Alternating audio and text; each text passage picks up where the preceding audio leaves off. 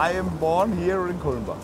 In Germany, it's usual that if you work in a brewery, you get beer for your own use. And since 5 generations, my family gets beer from the brewery. And so, 5 generations of brewers. are you the first one who's gone to brewing school, or Yes, yes? yes. So before the brewing was only made without education. We had 3 generations of brewers. My father was working in the, let's say, in Germany it's called Verwaltung. He's working in the bureau, and I am the first who started brewing. We have 2 brewmasters, and they handle the whole brewery. One makes the technology and the quality, and I'm responsible for the whole production and for the filling.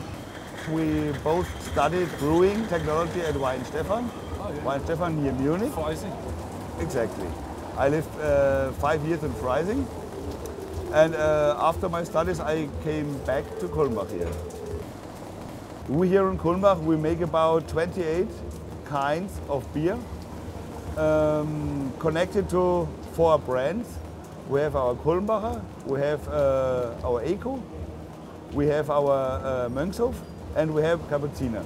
Do you know the history of the different breweries? That now it's all together, but before it was all different breweries.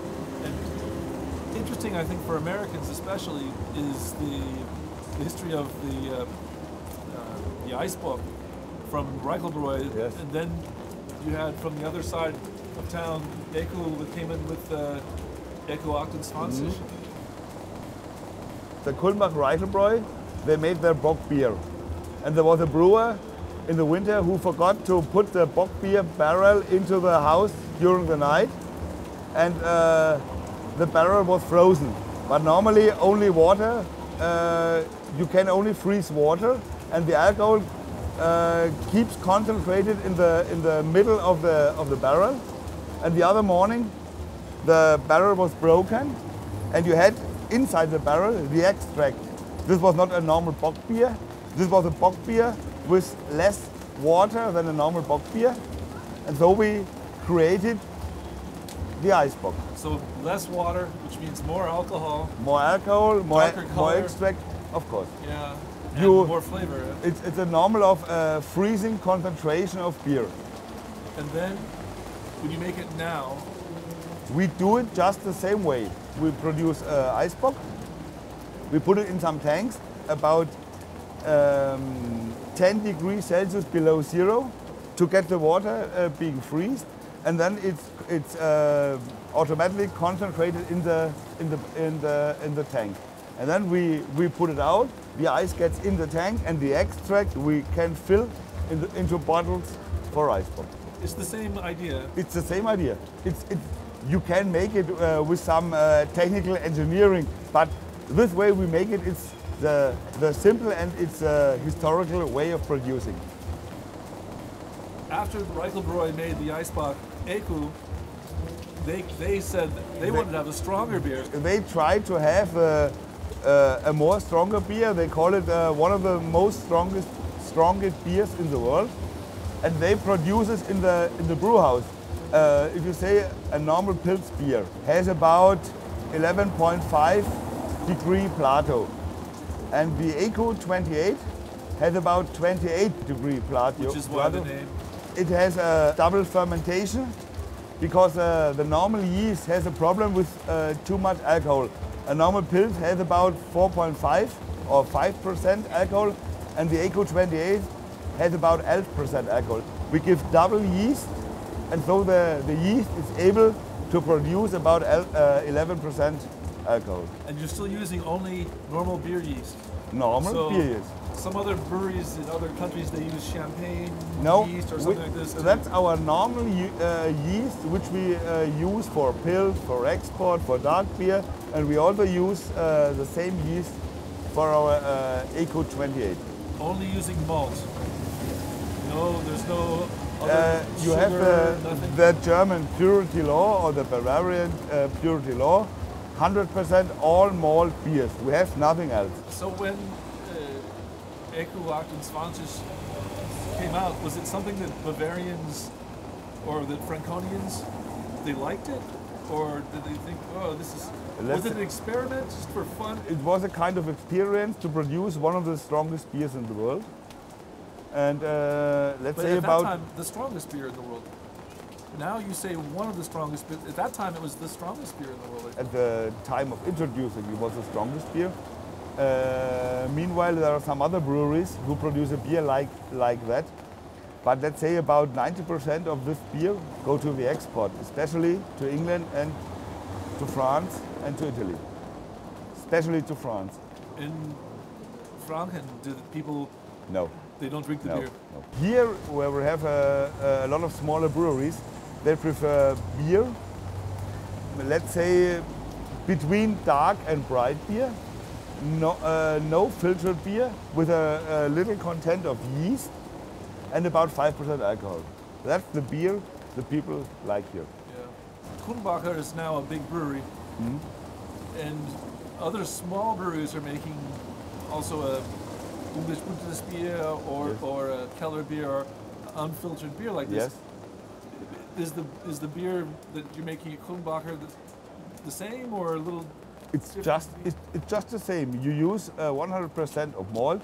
You use bright malt, or you use a mixture of bright malt and dark malt, and they produce it just the same.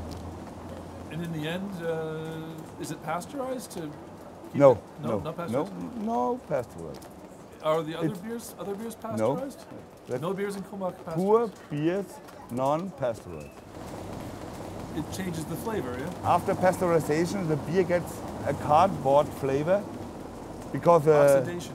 the oxygen in the top of the bottle reacts with the contents in the beer, and you have the so-called cardboard flavor, and the beer tastes a little bit old. In the rest of the world, the big breweries, they use pasteurization. Big breweries, normally they all use pasteurization in the bottle. Kulmbach has a long history of brewing, maybe one of the oldest in Germany, I think. The oldest brewery is always said since the year 1040 at Stefan. Yeah. They always make advertisement with the oldest brewery in the world.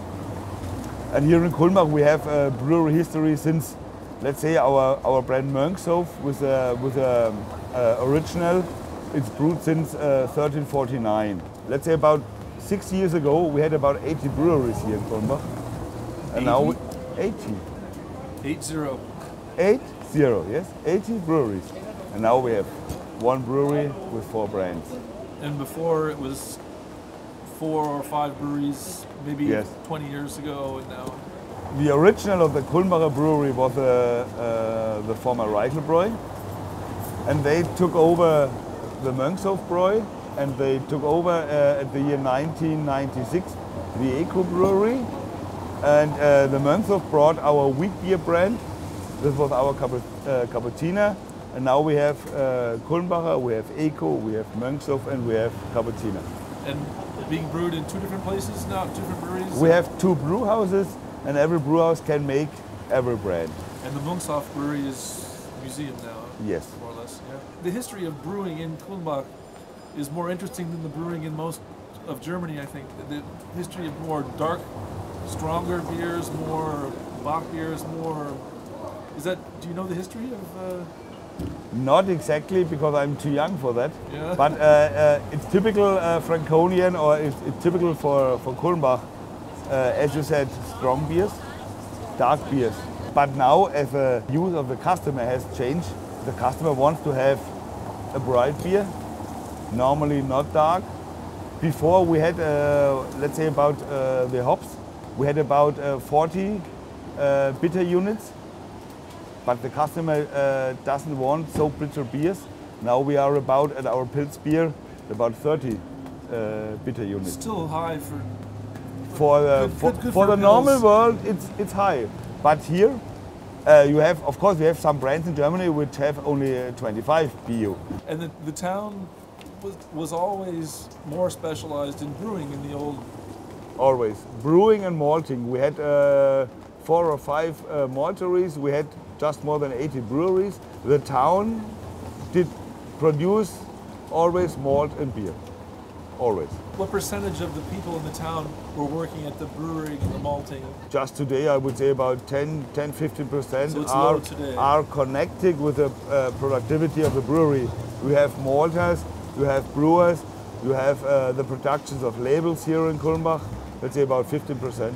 But that's because of modernization. Now you need fewer Of course, people. of course. But in the old days, 100 years ago, A former brewery with about 50,000 hectoliters, they had 1,000 people.